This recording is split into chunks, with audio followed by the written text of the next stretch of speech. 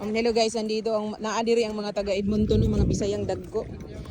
Sige, unsa may kasulti nimo diri sa isla, madam? Kanimo oy kuan gyud kanimo oy rayna sa kuan. Rayna sa kadagatan. Kadagatan. So unsa may kasulti na to Ay ani? sus, pangari gyud ng mga taga Edmonton kay pertigyud namong lingawa diri ah.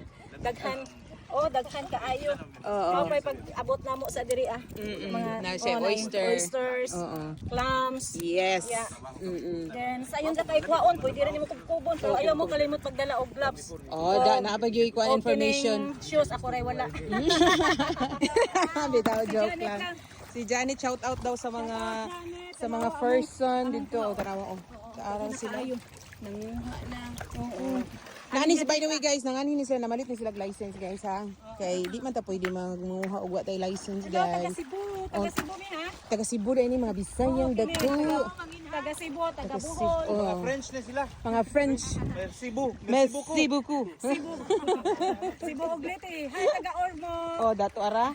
Naabot na diri. Wala ka nangihas Pilipinas no, sa Canada ra.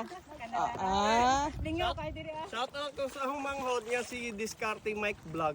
Oh, maka-follow nga. So good. So good. Southern Leyte. Oh, sige. Shout out. Discarding ni Mike. Oh, nakita na nako. Ayan, picnic na ang mga Morning red crab. fish duck.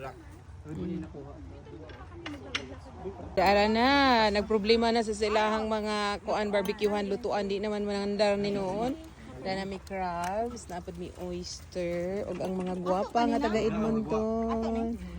Karon nahuman na may panguhag. Nahuman na sila panguha, magluto na pud. Doon kayo dap. Ayo ana makasunog kadlaw.